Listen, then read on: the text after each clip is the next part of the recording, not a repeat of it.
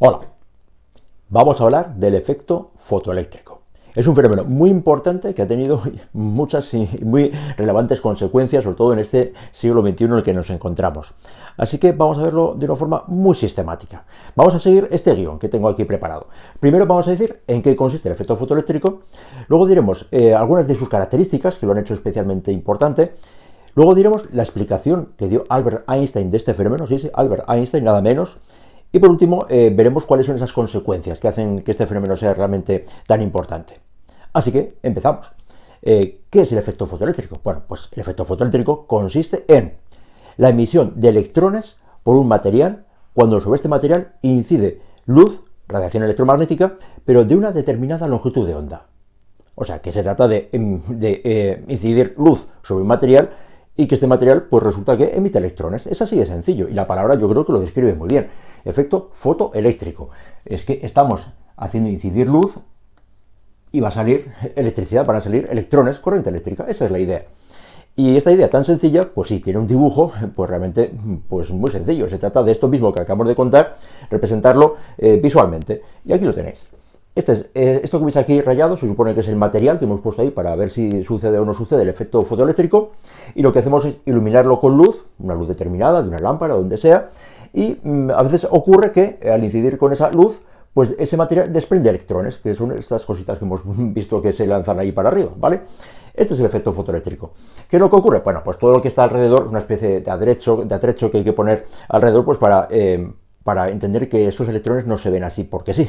Los electrones no se ven como bolitas verdes que salen, sino que hay que preparar este dispositivo en el que se supone que los electrones llegan a esta otra placa y de esta forma completan un circuito eléctrico. Y en este pequeño circuito eléctrico se produce una corriente eléctrica, pero se produce corriente eléctrica sin que haya pila ni que haya nada. Es decir, son los propios electrones que salen de este material los que generan aquí una corriente eléctrica. Y para detectar si se produce o no se produce el efecto fotoeléctrico, se trata de detectar si se produce o no esa corriente. Y para eso ponemos aquí este aparatito que es un amperímetro o un galvanómetro, que lo que hace es detectar si se produce corriente eléctrica o no se produce, ¿vale? Pero insisto, la idea es lo que sucede ahí. Incidimos luz sobre un material y ese material pues puede ocurrir que emita electrones, se les llama a veces fotoelectrones, ¿vale? Pero ya veis que la palabra nos está dando ya muchas pistas de en qué consiste este fenómeno, ¿vale? Segundo, ¿qué características tiene este fenómeno? ¿Por qué es peculiar lo que sucede aquí? Bueno, pues ya hemos dicho que el hecho de que este material emita o no emita electrones cuando lo iluminamos con luz, pues depende de la luz que le estamos haciendo incidir. Y esto se resume en una gráfica muy sencilla. Es una gráfica en la que vamos a representar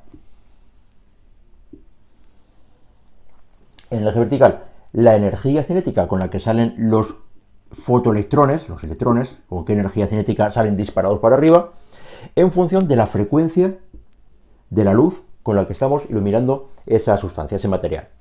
Bueno, pues lo que nos encontramos es que la gráfica es más o menos así. Y esto me está diciendo que no siempre va a suceder efecto fotoeléctrico, sino que para que suceda efecto fotoeléctrico, la luz tiene que tener una frecuencia a partir de una cierta frecuencia, que por este motivo se llama frecuencia umbral, la vamos a poner aquí, nu sub 0, y es la frecuencia umbral. Se le llama así porque a partir de esta frecuencia sí que tiene lugar el efecto fotoeléctrico, sí que se produce energía cinética de los fotoelectrones que salen disparados para arriba. O, dicho de otra forma, si la luz con la que estamos iluminando tiene una frecuencia demasiado baja, es una luz infrarroja, unas microondas o algo así, pues ya podemos iluminar con todas las lámparas del mundo y con toda la potencia del mundo, pero si la frecuencia no es la suficiente, no va a haber efecto fotoeléctrico. Y esto pues será sorprendente, porque el hecho de que se produjera o no se produjera el efecto fotoeléctrico no dependía de cuánta luz poníamos, sino dependía de que esa luz tenía que tener una frecuencia determinada. Y a partir de cierta frecuencia, la frecuencia umbral, sucedía. Y por debajo de esa frecuencia, por aquí, no hay efecto fotoeléctrico, ¿vale? Esto era lo que trajo de cabeza a Hertz, que por ejemplo, que fue el que en el siglo XIX observó el fenómeno y no se le encontraba una explicación con la teoría clásica. Por eso esto fue tan importante, ¿vale? Así que esta es la característica más importante del efecto fotoeléctrico. Por cierto, que la frecuencia umbral no siempre tiene un valor determinado, sino que depende del material. Si es hierro, tendrá una frecuencia umbral, si es sodio, tendrá otra frecuencia umbral, depende de qué material ponemos aquí, ¿de acuerdo? Bueno, pues esto, como digo, pues era un misterio a finales del siglo XIX, hasta que un señor muy listo, que se llamaba Albert Einstein, pues propuso una explicación. Y la explicación, bueno, pues es que la explicación está aquí representada. Y lo que hizo Einstein fue pensar con el microscopio qué está sucediendo aquí. Se trata de esto que vemos aquí como una especie de cosa misteriosa. Pues Einstein se lo imaginó poniendo un microscopio, como digo, para ver qué sucede microscópicamente allí. ¿Por qué los electrones deciden saltar hacia arriba? Y él se lo imaginó de esta manera. Se imaginó que cuando hacemos incidir luz, pues estamos lanzando fotones contra ese material, y esos fotones, esos paquetes de energía, pues impactan contra los electrones, y esos electrones entonces puede ocurrir que tienen que hacer dos cosas. Tienen que conseguir salir a la superficie, con lo cual estamos gastando ya una parte de la energía que teníamos inicialmente, de la energía del fotón, y una vez que han conseguido salir a la superficie, si sobra energía, entonces sí que proporcionaremos esa energía para que salgan disparados para arriba. Esta es la explicación de Einstein del efecto fotoeléctrico. Y se trata de ver cómo esa energía incidente, que esa energía incidente se la dio la fórmula de Planck, energía de un fotón es igual a la constante de Planck, H, por la frecuencia de la radiación, pues esa energía de los fotones, ya digo, se tiene que repartir en dos partes. Primero, conseguir sacarlos a la superficie, y esto es lo que se llama el trabajo de extracción, la energía que vamos a gastar para sacarlos fuera. Y la segunda parte, si hay energía suficiente, entonces sí que tendremos energía disponible como para lanzarlos para arriba. Y esta explicación, yo creo que bastante sencilla, pues es que se puede traducir en una fórmula que puede parecer espectacular, la voy a poner aquí, pero se va a tratar nada más y nada menos que de entender la conservación de la energía. ¿Cuánta energía tenemos disponible al principio? Pues la energía del fotón, H por nu. ¿Y esa energía en qué se va a emplear? Pues en dos cosas, en sacarlos a la superficie y en lanzarlos para arriba. Pues pongamos esto en fórmula, ¿no?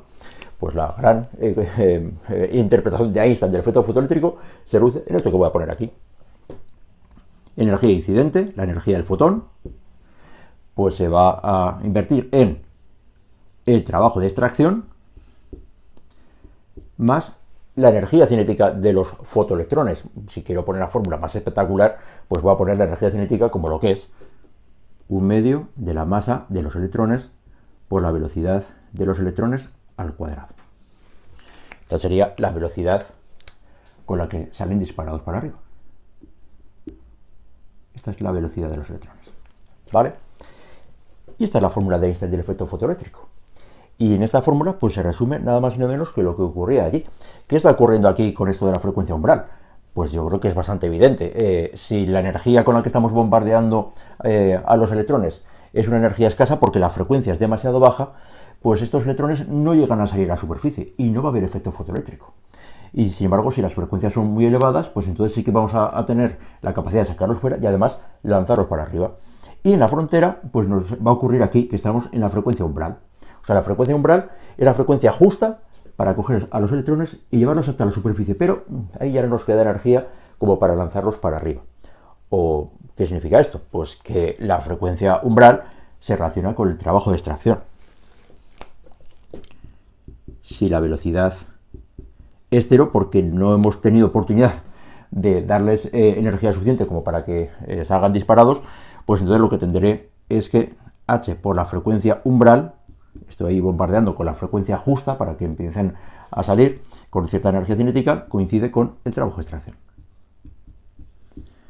Así que ese trabajo de extracción, que puede parecer extraño, pues va a coincidir exactamente con H por la frecuencia umbral, ¿vale? Bueno, pues este es el fundamento del efecto fotoeléctrico. Hay una cuestión aquí que también conviene aclarar, y es que esta energía cinética de los fotoelectrones pues no es fácil de medir. No vemos realmente los electrones con su velocidad que van hacia arriba. Entonces los físicos se las han ingeniado como para poder medir esa energía cinética mediante un mecanismo, yo creo que bastante peculiar. Y consiste en decir, hombre, los electrones están circulando de esta manera. Pues una forma de medir con qué energía están circulando en un sentido, pues se puede medir poniendo una pila, un voltaje, que vaya en sentido opuesto. Es decir, si aquí intercalamos una pila en oposición, es decir, que el polo negativo esté por aquí el positivo, pues de esta forma conseguiremos quizá frenar a los electrones, porque llegarán al polo negativo de la pila y no querrán avanzar. Entonces se trata de calcular cuál es este potencial, el potencial que tenemos que oponer en ese circuito para cancelar el efecto fotoeléctrico, ¿vale? Y a este potencial, para conseguir cancelar el efecto fotoeléctrico, se le llama el potencial V de frenado. Es el potencial con el cual pues no vamos a tener corriente. Con el potencial de frenado conseguimos cancelar el efecto fotoeléctrico. Bueno, pues midiendo este potencial de frenado es lo mismo que medir con qué energía cinética van los electrones. Si tenemos que poner mucho potencial de frenado, es que los electrones venían con mucha energía cinética. Y si nos basta con poner un potencial de frenado pequeño, por ejemplo, 1 voltio, 2 voltios, pues esto significará que los electrones venían con poca energía cinética. Bueno, pues esto es una forma de medir la energía cinética de los fotoelectrones. Así que aquí tenemos una fórmula más que nos conviene recordar. Y es que el potencial de frenado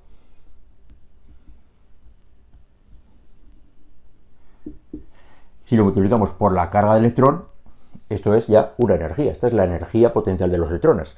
Pues esta energía va a ser igual a la energía cinética de los electrones. Así que, para medir esta energía cinética, basta con medir el potencial de frenado. Bueno, vamos a encuadrar estas formulillas que creo que son importantes, sobre todo esta.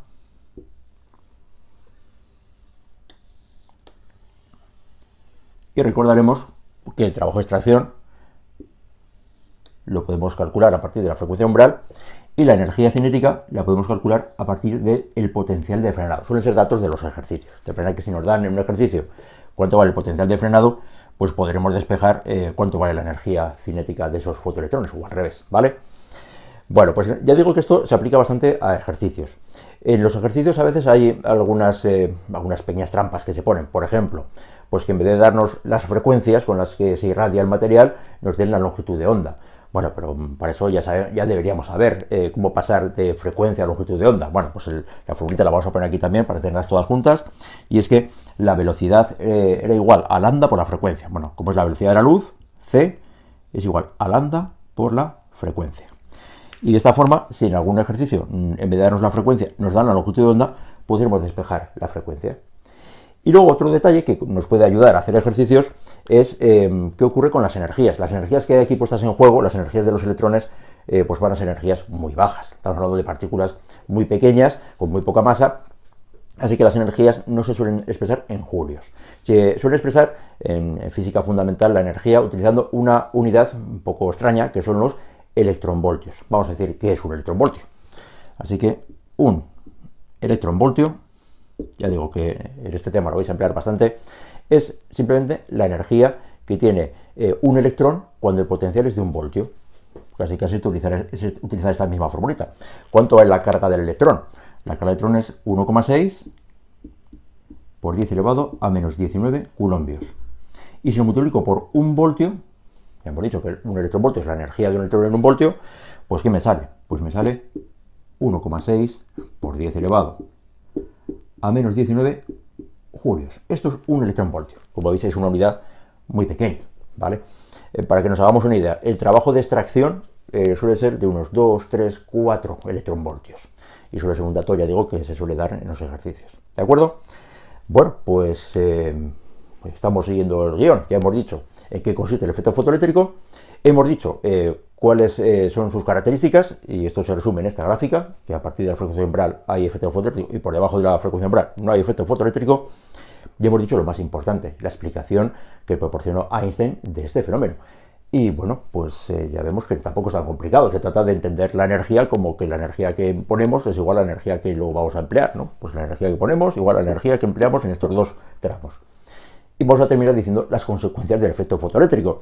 Y os aseguro que son muchas. Por poner 2 ejemplos fáciles.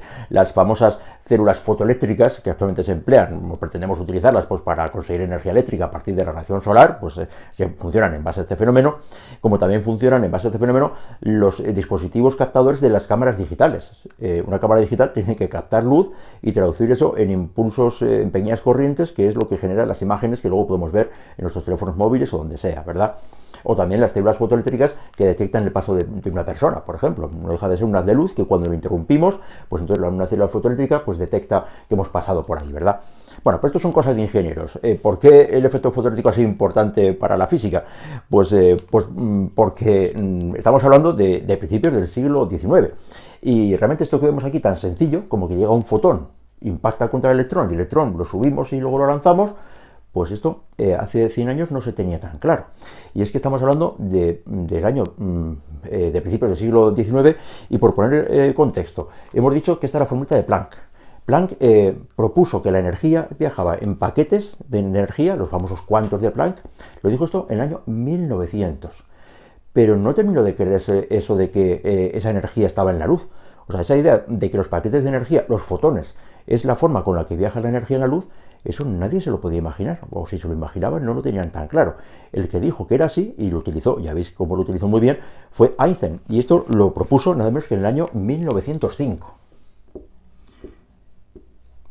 Esta explicación de Einstein del año 1905. Y funcionó muy bien. Pero fijaos hasta qué punto no se tenía tan claro esto de que la luz iba en paquetes de energía, en fotones, que aunque esta explicación funcionaba muy bien y es del año 1905, el premio Nobel se lo dieron en el año 1921. Esperaron 16 años a dar el premio Nobel porque quizá no lo tenían tan claro. Y bueno, pues ya veis que esto lo estamos explicando ahora en el siglo XXI. Y bueno, pues yo creo que es una cosa estupenda, ¿verdad? Que una explicación que hace 100 años pues fue merecedora del premio Nobel, y que ahora la vemos tan sencilla, pues en esa época no era tanto, ¿no? Y yo creo que eso es un logro de la física, ¿no? Que algo en principio complicado, pues ahora lo vemos tan sencillo como que lo podemos explicar una pizarra para explicar una clase de física preuniversitaria. Bueno, pues en los próximos vídeos espero que sigamos viendo fenómenos que hace 100 años nos parecían extraordinarios y hoy en el siglo XXI nos siguen pareciendo quizá un poquito extraños, pero eso sí, los vemos de una forma mucho más sencilla. ¿De acuerdo? Venga, hasta la próxima.